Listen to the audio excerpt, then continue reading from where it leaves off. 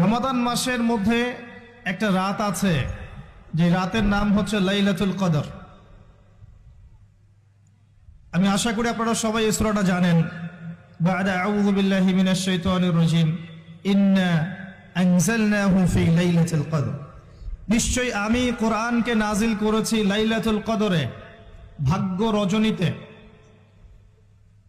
ওয়ামা আদরাকা মা লাইলাতুল কদর, হে নবী মুহাম্মদ সাল্লাল্লাহু আলাইহি ওয়াসাল্লাম, আপনি কি জানেন লাইলাতুল কদর কি জিনিস? লাইলাতুল কদরি খায়রুম মিন আলফি শাহর। লাইলাতুল কদর হচ্ছে হাজার মাসের চাইতে উত্তম।